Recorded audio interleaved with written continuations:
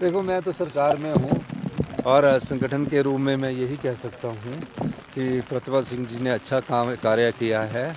और प्रतिभा सिंह जी अगर अध्यक्ष रहते हैं तो मुझे उसमें कोई दिक्कत नहीं है। मंत्रिमंडल का विस्तार आने वाले समय में किया जाएगा। निश्चित तौर पर जब भी सक्सेसिव गवर्नमेंट्स रहती है तो मंत्रिमंडल का विस्तार किया जाता है और मंत्रिमंडल के विस्तार के लिए उचित समय पर आपको भी बता दी जाएगी। सर भाजपा देखो, मैं तो सरकार में हूँ और संगठन के रूप में मैं यही कह सकता हूँ कि प्रतिभा सिंह जी ने अच्छा काम कार्य किया है। और प्रतिभा सिंह जी अगर अध्यक्ष रहते हैं तो मुझे उसमें कोई दिक्कत नहीं है। मंत्रिमंडल का विस्तार आने वाले समय में किया जाएगा। निश्चित तौर पर जब भी सक्सेसिव गवर्नमेंट्स रहती है तो मंत्रिमंडल का विस्तार किया जाता है और मंत्रिमंडल के विस्तार के लिए उचित समय पर आपको भी बता दी जाएगी। सर भाजपा मंत्री जी को भी आपने पत्र लिखा है बीबीएमबी से 12% बिजली के लिए, क्या कहेंगे? देखो, जो बीबीएमबी प्रोजेक्ट्स है वो तकरीबन 2800-2900 मेगावाट बिजली पैदा करता है। जब सारे राष्ट्र प्रोजेक्टों से भारत की राष्ट्रीय नीति ये है, जो हाइड्रो पावर प्रोजेक्ट है, कि 12% फ्री रॉयल्टी के तौर पर जो भी कंपनी, जो भी लोक उपक्रम पावर प्रोजेक्ट लगाता तो 12% फ्री रॉयल्टी के रूप में सरकार को देता और 1% लाडा के रूप में देता। बीबीएमबी जब बना था उस समय हिमाचल प्रदेश वहाँ पंजाब का अंग हुआ करता था। 1951 में देश के प्रथम प्रधानमंत्री जवाहरलाल नेहरू जी ने इसकी नींव रखी थी। उस समय हमारे अधिकारों के प्रति हिमाचल की इतनी जागरूकता नहीं। हमें सुप्रीम कोर्ट ने ये तय किया कि जो 7.19% ज़मीन के रूप में शेयर है उसका तो हमको मिल रहा है, लेकिन जो फ्री रॉयल्टी वाली भारत सरकार ने बात रखी है तो मैंने उस मुद्दे को उठाया है कि बीबीएमबी के जितने भी प्रोजेक्ट है उसमें 12% फ्री पावर हिमाचल प्रदेश के लोगों को मिलनी चाहिए, 1% लाडा का मिलना चाहिए। क्योंकि जब एनएचपीसी 12% फ्री पावर दे रही है, एसजेबीएनएल से 12% फ्री पावर दे रही है, एनटीपीसी फ्री पावर दे रही है, तो बीबीएमबी प्रोजेक्ट तो फ्री हो चुका है।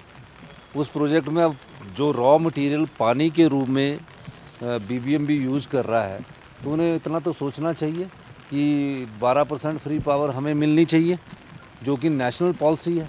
और बीबीएमबी कहाँ बना? बीबीएमबी हिमाचल की जगह में बना। लोगों को आज तक राजस्थान में पट्टे तक नहीं मिले। पूरा बिलासपुर हमारा इससे उजड़ गया, आज तक उनको कोई अधिकार नहीं मिले हैं। तो हम उन अधिकारों की लड़ाई लड़ रहे हैं जिन अधिकारों के प्रति जनता को भी जागरूक होना पड़ेगा। बीबीएमबी में हमें 12% फ्री रॉयल्टी मिलनी चाहिए और जो पावर प्रोजेक्ट भारत सरकार द्वारा जो बने हैं अगर वो फ्री मिल गए हैं तो हमारी जो नीति है 12, 18, 30 की, उसके अनुसार 40 साल बाद प्रोजेक्ट हिमाचल की सरकार को मिलना चाहिए। ये एक लंबी लड़ाई है, एक सोच विकसित करने की बात है। ये नहीं है कि ये कोई सरकार, ये एक जनता के अधिकारों की लड़ाई है। अगर हमें 12% फ्री रॉयल्टी और हमारी पॉलिसी के हिसाब से जो 25 मेगावाट से ऊपर के प्रोजेक्ट है 12, 18, 30 में हमें मिल जाते हैं और 40 साल बाद कोई भी पावर प्रोजेक्ट हमें मिल जाता है, जैसे एसजेबीएनएल का नाथवा झाकड़ी 40 साल बाद हमें मिल जाता, तो हम हिमाचल प्रदेश आत्मनिर्भर अपने आप ही बन जाएगा। इस लड़ाई को हिमाचल प्रदेश की कांग्रेस की सरकार लड़ रही है। हम भारत सरकार से सिर्फ अपना अधिकार मांग रहे हैं। वो अधिकार किस रूप में मांग रहे हैं? मैं ये चीज़ आपको इसलिए बताना चाहता हूँ कि बिजली बनाने के लिए रॉ मटेरियल क्या है, कच्चा माल क्या है? पानी है। पानी कहाँ से आ रहा है? हमारे जो 5 नदियाँ, खड्ड और छोटी नदियाँ, उनसे पानी आ रहा है। तो जब उनसे पानी आ रहा, उस पानी का उपयोग करके आप फिनिश गुड इलेक्ट्रिसिटी है, पानी से क्या बना? बिजली बनी। जब आप बिजली बेचकर प्रॉफिट कमा रहे हैं और लाभ कमा रहे हैं तो क्या जहां हिमाचल की जगह से जहां से पानी आ रहा है तो क्या लोगों का ये अधिकार नहीं बनता है कि जो नुकसान उस पानी के कारण उन्होंने इतने साल सहा तो उन्हें क्या फ्री रॉयल्टी के रूप में बिजली नहीं मिलनी चाहिए? ये हमारी बात है जो हम उनसे बार बार कानूनी तरीके से भी उठा रहे हैं और बार बार अपनी इस बात को उठाकर अपना अधिकार मांग रहे हैं। कब तक आप हिमाचल के लोगों के अधिकारों का हनन करते रहोगे? सरकारें आती है, सरकारें जाती है, लेकिन इस चीज़ को जनता को समझना पड़ेगा कि अगर आपको फ्री रॉयल्टी के रूप में पैसा मिलता है तो आपके प्रदेश में आर्थिक समृद्धि काफ़ी पहले ही आ जाती, काफ़ी पहले ही आ जाती। आज जो शिक्षा संस्थानों के बुरे हाल है, आज जो हेल्थ सेक्टर के बुरे हाल है, वो क्यों हुए? वो इसलिए हुए कि हेल्थ सेक्टर तो खड़े कर दिए गए, संस्थान तो खड़े कर दिए गए, लेकिन उन संस्थानों में जो टेक्नोलॉजी चाहिए थी, जो वो उत्कृष्ट बनने चाहिए थे, उसके लिए पैसा नहीं था। तो हम उस अधिकार की भी लड़ाई लड़ रहे हैं और मुझे लगता है कि ये हमें सफलता मिलेगी। एरियर भी इसमें देखिए, हमने ये कहा है, एरियर का मामला बीबीएमबी में है। देश की सर्वोच्च न्यायालय ने तय कर दिया कि हमको एरियर 2011 से मिलना चाहिए। सर्वोच्च न्यायालय ने तय किया, 2011 में हो गया।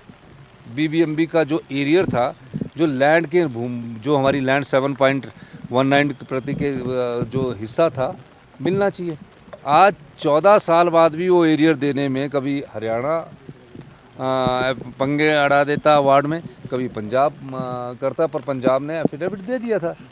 हमने कहा कि अगर किसाऊ बांध में आपने आगे बढ़ना है, हमारी आपके पानी देने में सहमति है, लेकिन आप हमारा शोषण करते रहे, ये तो नहीं हो सकता। तो हमने उस संदर्भ में कहा है कि सुप्रीम कोर्ट में जुलाई में हमारा केस लगा है, आप एफिडेविट दे दीजिए जी। एक सहमति चीफ सेक्रेटरी के लेवल पर मैंने अभी कहा है कि बने और एक एफिडेविट फाइल करें कि हम आपको एरियर 15 साल में बिजली के रूप में देंगे, पैसे के रूप में देंगे, वो आप तय कर लीजिए, पर हमारा अधिकार तो दीजिए। जो अधिकार न्यायोचित सुप्रीम कोर्ट से बड़ी अदालत तो कोई नहीं है, उसने तय कर दिया है और भारत सरकार के अटॉर्नी जनरल ने भी लिख के दे दिया, फिर भी हमें 14 साल से अपने पैसों के लिए गिड़गिड़ाना पड़ रहा है। तो ये दुख की बात है। इसलिए किसाऊ बांध के पानी की जरूरत हरियाणा को है, दिल्ली को है। तो हमने एक फैसला किया, हमारी सरकार ने फैसला किया कि हम किसाऊ बांध तब बनाने के लिए सहमति है। एक तो उसका पूरा पैसा 90-10 भारत सरकार दे, जिनको पानी चाहिए उसके लिए तो 90-10 भारत सरकार हरियाणा और दिल्ली क्या दे रही है और तीसरी स्टेट को दे रही है, और जो हमको बोल रही है कि अगर उससे जो बिजली पैदा होती है उसके पैसे आप दो, ये तो न्यायोचित नहीं है। एक तो हमने ये बात कही है। दूसरा हमने कहा है कि आप हमारा जो बीबीएमबी का एरिया है, जो हरियाणा सरकार के हाथ में बात है, वो आप सुप्रीम कोर्ट में एफिडेविट फाइल कर दीजिए, उसके बाद हम किसाऊ बांध पर आगे बढ़ेंगे।